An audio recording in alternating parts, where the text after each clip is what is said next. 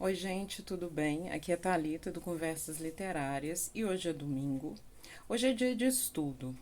É o dia que eu separei para que a gente se dedique a um tema mais aprofundadamente através de um livro.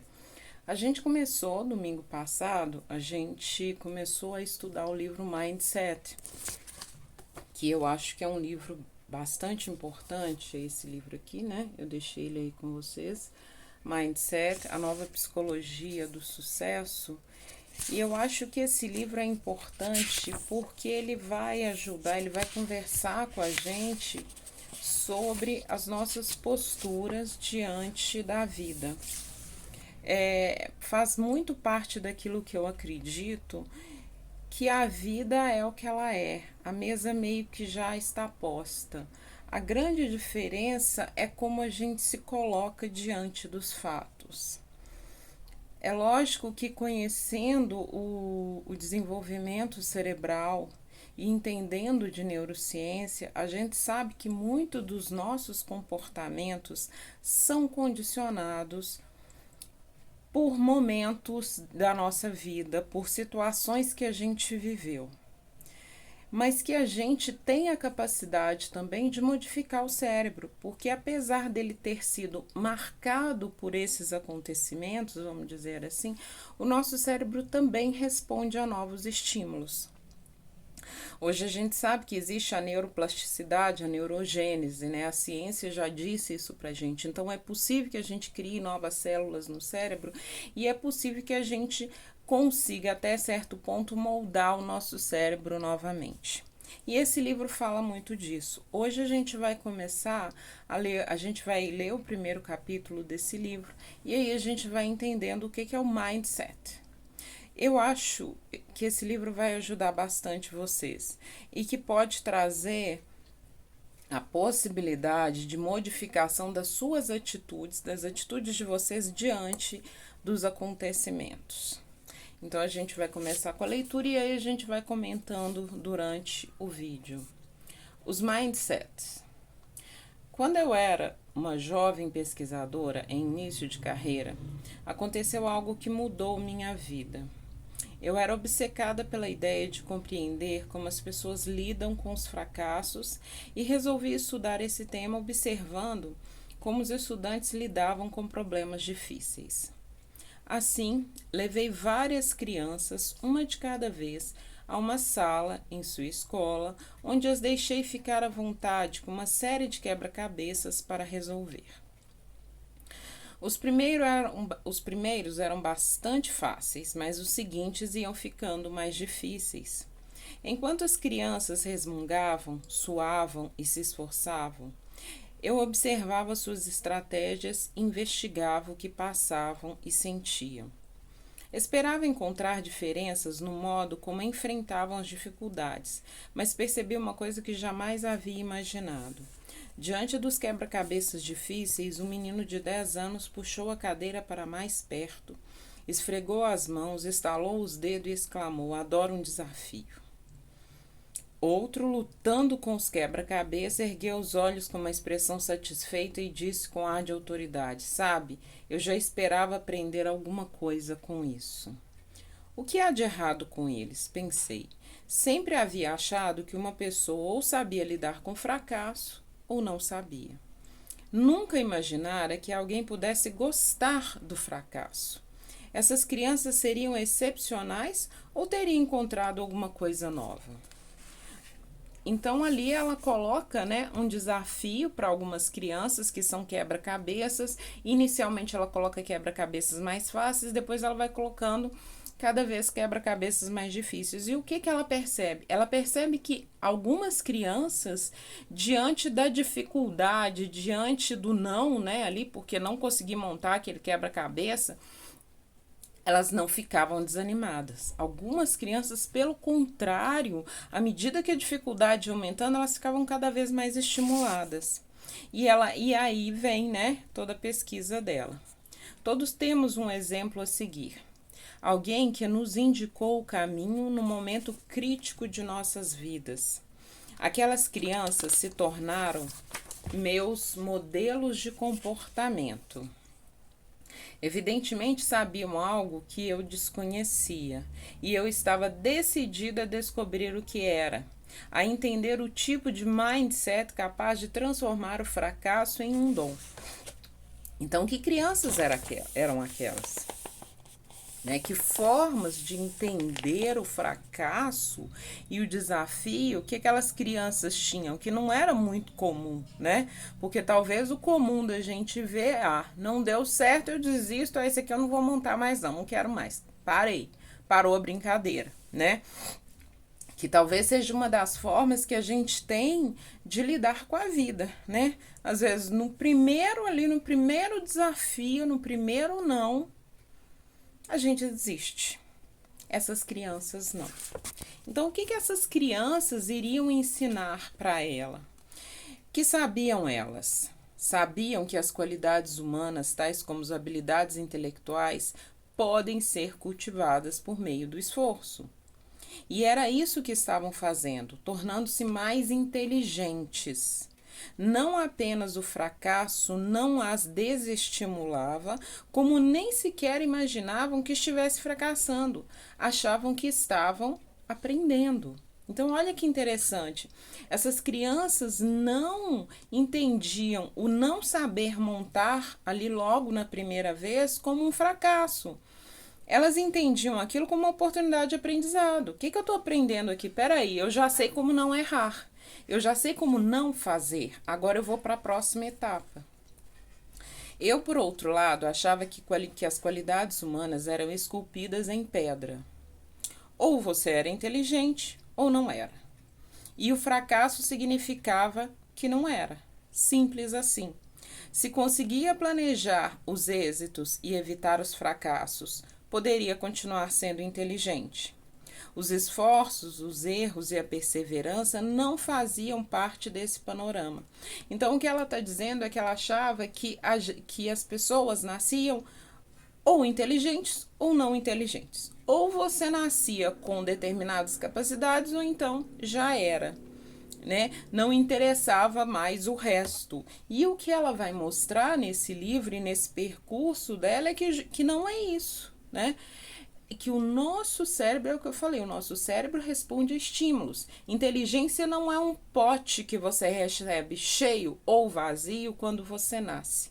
A inteligência a gente pode até pensar nele como esse pote mesmo, mas que todos recebem ele, talvez vazio, e que é a gente que vai enchendo esse pote ao longo da vida com esforço, com interesse, com pesquisa, com estudo, com a exposição ao erro, né?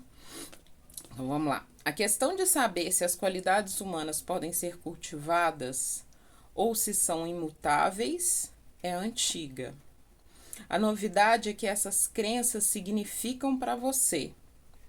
Quais são as consequências de imaginar que nossa inteligência ou nossa personalidade são características que podemos desenvolver, em vez de constituírem algo fixo, um traço profundamente arraigado? Examinaremos inicialmente o antiquíssimo e feroz debate a respeito da natureza humana. E em seguida voltaremos à questão de saber o que tais crenças significam para você. Então, talvez a gente ainda entenda, né, apesar da evolução da neurociência, que ou se nasce inteligente ou não se nasce inteligente, aí a partir daí pronto, a vida está traçada. Só que a gente sabe que não é assim.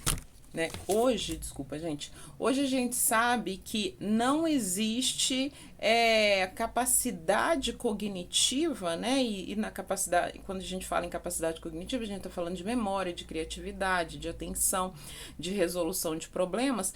Todas essas capacidades cognitivas, elas podem ser aprendidas e melhoradas ao longo da vida em qualquer momento, independente da sua idade, condição social ou nível intelectual. Essas condições podem ser aprimoradas. E aí ela vai para um próximo tópico, que ela fala assim: por que as pessoas são diferentes? Desde o começo dos tempos, as pessoas pensaram, agiram e viveram de modo diverso uma das outras. Obviamente, alguém iria querer saber por que as pessoas eram diferentes, porque algumas são mais inteligentes ou mais éticas, e se havia alguma coisa que as tornava permanentemente distintas. Essa questão foi vista de duas maneiras pelos estudiosos. Algumas afirmavam que havia forte base física para as diferenças, que as tornava inevitáveis e inalteráveis. Ao longo do tempo, a essas alegadas diferenças físicas foram acrescidas protuberâncias cranianas, o tamanho e a forma do crânio e hoje em dia os genes. Então houve um momento da ciência em que se acreditava que a pessoa realmente nascia de determinada maneira. E que ainda havia algumas características físicas que determinavam isso. O tamanho do cérebro, o tamanho do crânio, algumas diferenças anatômicas nos ossos. Então, se você nascia assim, você era inteligente. Se você nascia de determinada maneira, você não era inteligente e pronto, sua vida estava traçada. Outros apontaram para a grande diversidade de formação de cada pessoa, suas experiências, o treinamento ou formas de aprendizado. Talvez você se surpreenda ao saber que um dos grandes defensores dessa opinião foi Alfred Binet, inventor do teste de consciente de inteligência, o famoso QI. Seria o objetivo deste teste resumir a inteligência imutável das crianças? Na verdade, não. Binet, francês que trabalhou em Paris no início do século XX, pretendia identificar as crianças que não estivessem obtendo êxito no aprendizado nas escolas públicas parisienses, a fim de possibilitar a criação de novos programas educativos que permitissem a sua recuperação. Sem negar as diferenças individuais nos intelectos infantis, Binet acreditava que a educação e a prática seriam capazes de produzir mudanças fundamentais na inteligência. Eis um trecho de uma de suas principais obras, Ideias Modernas sobre as Crianças, na qual ele resume o trabalho que realizou com centenas de crianças que tinham dificuldades de aprendizado. Então, aí é um trecho desse pesquisador que criou o teste do QI, né? Que todo mundo já ouviu falar e às vezes até já passou por ele. Alguns filósofos modernos afirmam que a inteligência de um indivíduo é uma quantidade fixa, uma quantidade que não pode ser aumentada. Devemos reagir e protestar contra esse pessimismo brutal. Com a prática, o treinamento e, acima de tudo, o método, somos capazes de aperfeiçoar nossa atenção, nossa memória e nossa capacidade de julgamento, tornando-nos literalmente mais inteligentes do que éramos antes. Então, olha que coisa fantástica, né? Esse pesquisador, ele já entendia que condições que você tem em determinado momento não precisam condicionar a sua vida como um todo. Se uma criança, num determinado momento da vida dela, ela apresenta uma dificuldade em determinada matéria ou com determinado conteúdo, isso não quer dizer que essa criança jamais vai aprender aquilo. Aquele ali é um momento que, com o estímulo adequado, essa criança pode se desenvolver como qualquer outra.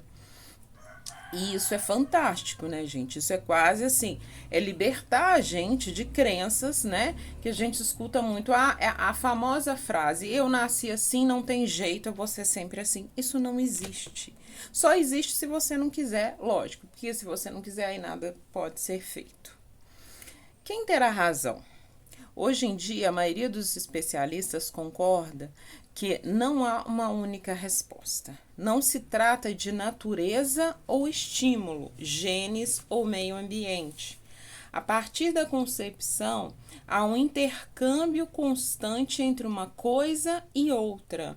Com efeito, como diz Gilbert Goldbly, eminente neurocientista, não apenas os genes e o meio ambiente cooperam entre si à medida que nos desenvolvemos. Como os genes necessitam da contribuição do meio ambiente a fim de funcionar de maneira adequada. Então, é a junção de características neurofisiológicas que nascemos com ela, mais o estímulo ambiental. É isso que vai fazer a diferença no percurso de uma vida. Então, não existe quem nasça condenado a determinada condição, né? Não estamos condenados a nada ao nascermos. Quando a gente nasce talvez com uma pequena bagagem e que essa bagagem possa ir sendo modificada. Eu vou fazer uma comparação que talvez eu acho que possa ficar clara. É como se você nascesse não com roupas prontas, mas com tecidos. Vários tecidos de diversos tipos. Eles não estão prontos, não tem nenhuma roupa ali pronta, não tem uma blusa, não tem uma calça, não tem nada. O que tem são tecidos, são possibilidades e ainda tem um espaço nessa mala. Além de você ter nascido com alguns tecidos, você ainda nasce com espaço. Então, o que você vai fazer ao longo da vida? Você vai usar esses tecidos da melhor maneira possível, com combinações das mais diversas possíveis, né? Combinando ali cores, texturas, e você ainda pode colocar outros tecidos nessa mala. E aí talvez ter uma coleção de moda para a vida fantástica. Eu gosto muito dessa comparação, eu acho que dá para vocês entenderem mais ou menos como funciona o nosso cérebro. Então, o nosso cérebro, ele não é uma coisa compacta que nasce de um jeito e vai morrer daquele jeito. Isso não existe. E isso nos tranquiliza também, né, gente? E eu acho que pode tranquilizar principalmente mães, se tem alguma mãe assistindo, né? A primeira infância é muito angustiante para as mães, né? Principalmente para aquelas mães que recebem um diagnóstico e que o filho tem uma dificuldade para aprender. Isso deixa a mãe muito angustiada, né? Deixa a mãe numa posição muito difícil, né? E mães chegam a sofrer por causa disso, imaginando que os filhos não vão ter uma vida produtiva, né? Então, esse livro liberta essas mães. Olha, nada disso. Dê os estímulos adequados para os seus filhos, que eles podem responder também da melhor maneira possível. Continuando aqui, gente. Ao mesmo tempo, os cientistas estão percebendo que as pessoas têm maior capacidade do que se havia imaginado para aprender e desenvolver o cérebro durante toda a vida. É claro que cada um possui uma dotação genética específica. As pessoas podem ter diferentes temperamentos e aptidões no início de suas vidas, mas evidentemente a experiência, o treinamento e o esforço pessoal conduzem-nas no restante do percurso. Robert Sternberg, o guru da inteligência na atualidade, escreveu que o principal modo de aquisição de conhecimento especializado não é alguma capacidade prévia e fixa, e sim a dedicação com o objetivo. Ou como reconheceu seu precursor Binet, nem sempre as pessoas que começam a vida como as mais inteligentes acabam sendo as mais inteligentes. Então, assim, muitas pessoas conhecem outras pessoas que, por exemplo, que na escola era considerado um gênio e tirava só notas boas, mas o que acontece ao longo da vida? Nem sempre essa pessoa se dá muito bem, né? Ao longo da vida. A gente conhece histórias assim. É porque talvez ele tinha, assim, ali uma capacidade inicialmente muito boa, mas que não foi tão bem aproveitada. Não teve um ambiente adequado para que ele continuasse se desenvolvendo. Isso não é raro de acontecer. Muitas pessoas passam por isso na vida. Então, sim, a gente já nasce com um repertório, mas isso pode ser estimulado, isso pode ser acrescentado. Aí ela passa para um outro tópico que ela fala assim: o que tudo isso significa para você? Os dois tipos de mindset. Ouvir opiniões de sábios sobre assuntos científicos é uma coisa. Outra é compreender de que forma essas opiniões se aplicam a você. Minhas pesquisas ao longo de 20 anos demonstram que a opinião que você adota a respeito de si mesmo afeta profundamente a maneira pela qual você leva a sua vida. Ela pode decidir se você se tornará a pessoa que deseja ser e se realizará aquilo que é importante para você. Como acontece isso? Como pode uma simples crença ter o poder de transformar sua psicologia e, consequentemente, sua vida? Acreditar que suas qualidades são imutáveis, o mindset fixo, cria a necessidade constante de provar a si mesmo o seu valor. Se você possui apenas uma quantidade limitada de inteligência, determinada personalidade e certo caráter moral, nesse caso, terá de provar a si mesmo que essas doses são saudáveis. Não lhe agradaria parecer ou sentir-se deficiente quanto a essas características fundamentais. Então, o que ela está dizendo? Se você acredita que você nasceu somente com uma determinada quantidade, por exemplo, de memória e que isso não pode ser mudado, você vai condicionar a sua vida para isso. Alguns de nós aprendemos a adotar esse mindset desde a tenra infância. Ainda criança, eu me preocupava em ser inteligente, mas o verdadeiro mindset ficou, na verdade, marcado em mim por causa da senhora Wilson, minha professora da 6ª série. Ao contrário de Alfred Binet, ela achava que os resultados do QI revelavam exatamente quem eram as pessoas. Nossas carteiras na sala eram arrumadas em ordem de QI, e somente os alunos de QI mais elevado eram encarregados de transportar a bandeira, cuidar dos apagadores ou levar bilhete ao diretor. Além da ansiedade que diariamente provocava em sua atitude julgadora, criava também um mindset fixo na qual cada criança da classe tinha um objetivo primordial: parecer inteligente, não boba. Quem poderia se ocupar de aprender ou achar isso divertido quando a totalidade de nosso ser se sentia ameaçada cada vez que ela nos dava uma prova ou nos interrogava na sala? Isso é muito sério, né? Essa questão do QI ou de salas. Eu não sei se isso aconteceu com vocês, mas na minha época, na escola que eu estudei, tinha a sala adiantada e a sala atrasada. Olha que coisa absurda, né? Se separava as crianças em 2 salas, em 2 grupos. Você é inteligente e você é burro. Então aquilo já colocava na cabeça da pessoa um mindset fixo. O que é isso? É você acreditar que você é aquilo e que não há nada que possa ser feito. Inclusive, você precisa ser separado das crianças mais inteligentes, porque você pode até comprometer o desenvolvimento dela. Isso é muito sério, né?